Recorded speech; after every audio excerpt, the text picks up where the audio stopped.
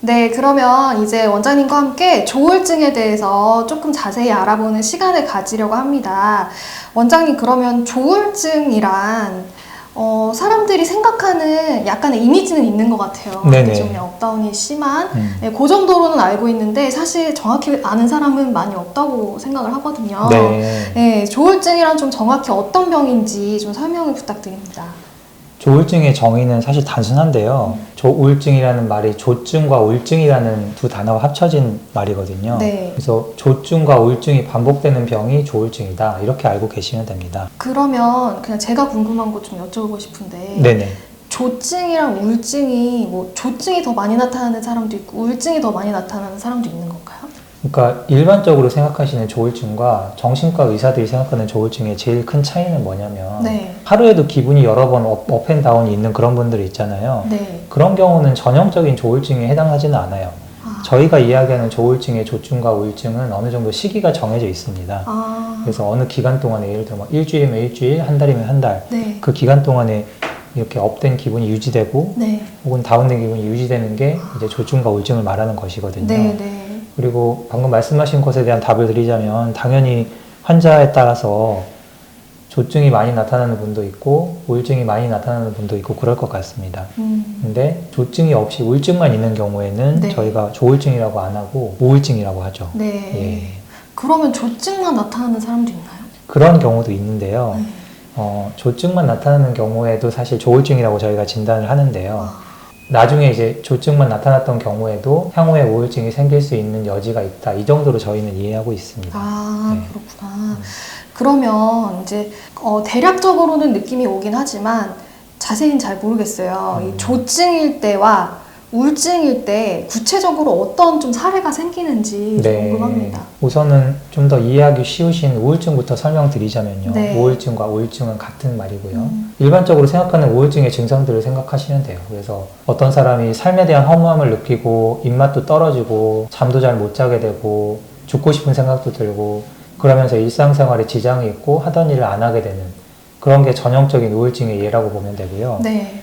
그리고 조증의 경우에는 이와 반대라고 생각하시면 되는데요. 평소 모습과는 전혀 다르게 에너지가 넘친다던가 그리고 잠을 조금만 자더라도 피곤하지 않다던가 이성적인 판단으로는 하지 않을 만한 행동을 본인이 한다던가 이런 경우가 조증의 전형적인 예라고 보시면 됩니다. 조증 상태가 지속되면 대개는 정신과 입원을 하시거나 혹은 경찰서에 불려갈 만한 일을 하시는 경우가 많이 있어요. 예, 범죄를 저지르는 경우도 있고요. 네. 그러니까 조증이 그냥 조금 기분이 좋고 활달해지는 정도를 넘어서는 거죠? 그럼요. 예, 그래서 조증의 정의를 만족시키려면 네. 이 사람이 지금 해야 하는 기능에 명확하게 지장이 있는 경우에만 저희가 조증으로 정의를 내리고 있습니다.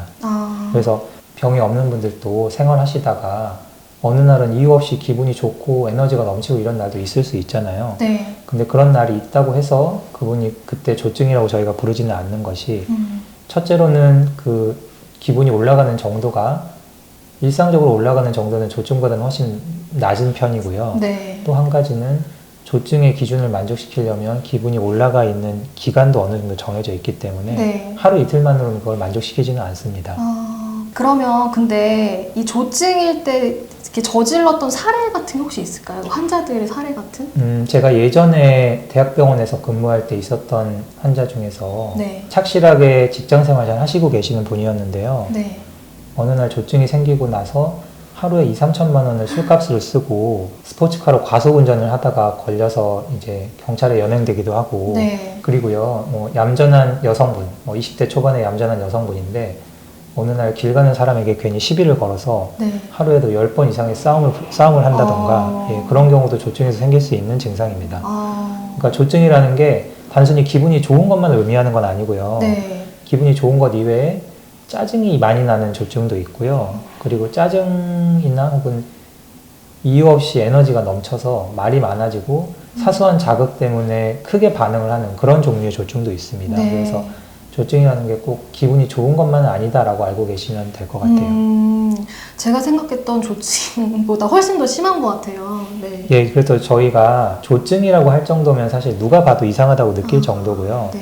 그 정도는 아닌데 조증과 유사한 증상들이 좀 보인다. 네. 그런 경우에는 경조증, 가벼울 경자를 써서 네. 경조증이라는 용어를 씁니다. 네. 경조증이 있어도 치료가 필요한가요? 경조증이 명확하면 치료가 필요하죠. 왜냐하면 경조증과 우울증이 반복되는 경우에는 저희가 조울증 2형이라는 정의를 붙이거든요. 네.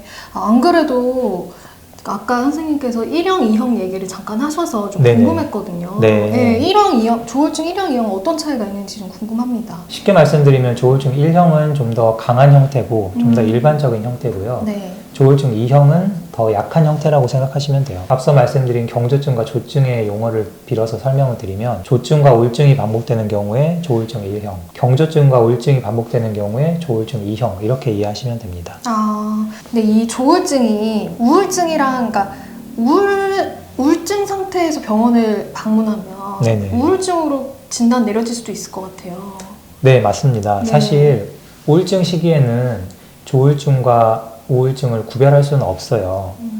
그래서 어떤 사람이 우울증으로 병원에 와서 우울증 진단을 받고 우울증 치료를 하다가 나중에 조증이나 경조증이 생기면 그때는 진단명이나 치료가 바뀌기도 해요. 아, 그런 경우가 덜어 있을 것 같은데요, 많이? 네. 예, 제가 생각해도 꽤 있을 것 같습니다. 왜냐하면 조울증 환자들에서 조증이나 경조증이 우울증보다 먼저 생기리라는 보장이 없기 때문에 다른 이유 없이 우울증이 생기면 조울증의 진단을 굳이 붙일 이유가 없잖아요. 네. 예, 그렇기 때문에 우울증 진단을 내리고 우울증 치료를 하는 겁니다. 아, 그럼 이 영상을 보신 분들은 좀 의사 선생님한테 미리 그런 증상이 있었으면 말씀드리는 것도 괜찮을 것 같아요. 그럼요. 그래서 네. 요즘은 병원에 처음 오신 분에 대해서 우울증 평가를 할 때는 네. 이전에 경조증이나 조증이 있었는지를 확인하는 것이 중요합니다. 아, 네, 조증의 경우에는 사실 확인이 어렵지 않고요. 왜냐하면 조증은 워낙에 증상이 뚜렷하기 때문에 그걸 본인이 잊을 수는 없거든요. 네. 근데 경조증의 경우에는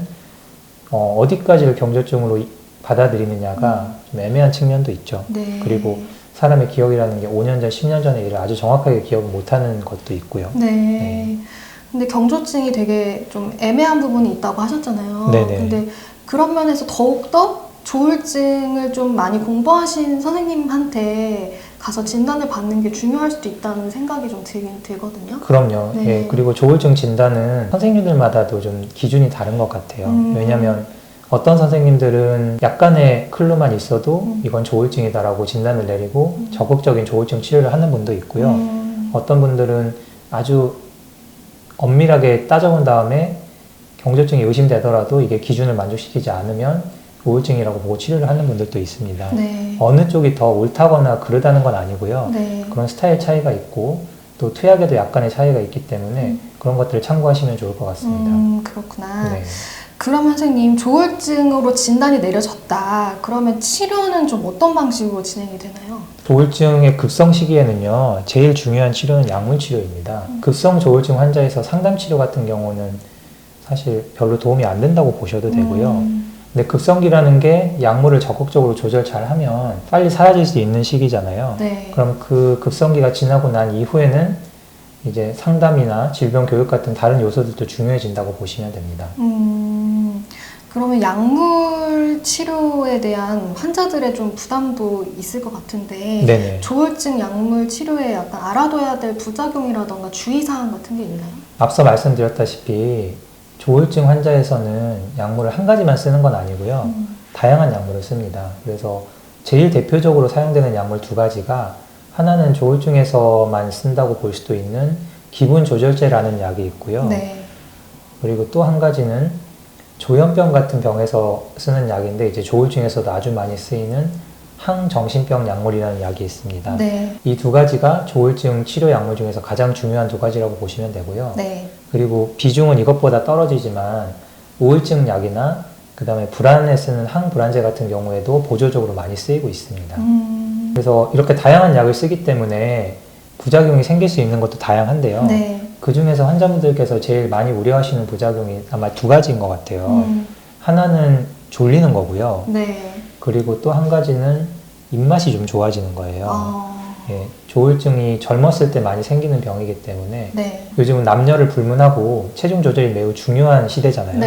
예, 그래서 조울증 약의 그런 부작용 때문에 투약하시는 것을 두려워하시는 분들도 많이 있습니다. 그런데 급성 시기에는 사실 단기적인 체중 증가나 졸린 것보다는 증상을 가라앉히는 게 무엇보다 중요하기 때문에 약을 적극적으로 쓰는 게 좋고요. 네. 물론 안정 시기에는 환자분의 삶의 질이나 체중무 조절 같은 그런 요소들을 고려해서 제일 잘 맞는 약을 찾는 게 필요하고요.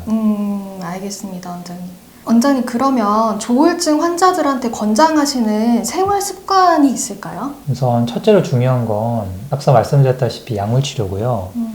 그래서 당연히 조울증 환자들도 안정적인 시기가 길어지거나 아니면 첫 발병 시에 이게 정말 조증이었는지 의심이 되는 상황이거나 할 때는 투약을 중단해 보기도 하는데요. 네. 누가 봐도 조울증이 명확한 경우에는 유지 기간에도 약물 치료를 꾸준히 하는 게 좋고요. 네. 그래서 내가 지금은 괜찮더라도 약을 중단하면 다시 증상이 생길 수 있기 때문에 투약을 꾸준히 해야 한다는 마음가짐이 중요하다고 생각합니다. 그리고 또 한 가지는 병에 대한 이해인데요. 네. 조울증이라는 게 언제 어떤 이유로 혹은 이유가 없이도 다시 재발할 수 있는 병이거든요. 그렇기 때문에 내가 스스로 어떻게 상태가 나빠지는지에 대해서 미리 알고 있으면 좋을 것 같아요. 그러면 정말 상태가 심해지기 전에 미리 주변 사람들이나 치료자에게 알리면 더 증상이 악화되는 걸 막을 수 있잖아요. 네. 그리고 일반적으로 정신 건강에 좋다고 알려진 여러 방법들이 있잖아요. 네. 꾸준한 운동이나 규칙적인 생활 습관, 그리고 충분히 잠을 청하고 그런 것들도 당연히 조울증 예방에는 좋습니다. 예, 스트레스가 조울증을 악화시키는 원인 중에 하나이기 때문에 네. 그런 규칙적인 생활 습관을 유지하는 것이 조울증 환자들에게는 특히나 더 중요하다고 생각하시면 돼요. 그럼 제가 안 그래도 질문을 조울증을 좀 예방하는 법이 있을까라고 여쭤봤는데 네. 네, 이게 답이 될까요? 어떨까요? 조울증 예방이라는 뜻이 아주 열심히 하면 조울증이 생기는 것을 막을 수 있느냐? 라는 질문이라면 안타깝게도 그것은 아니라고 대답할 것 같아요. 조울증이라는 건 스트레스 때문에 생기는 병이라기보다는 네. 원래 어느 정도 조울증이 생길 만한 요소를 타고난 분이 스트레스에 의해서 악화돼서 생긴다라는 게 좀 더 정확하거든요. 그러면 유전도 약간 영향이 있나요?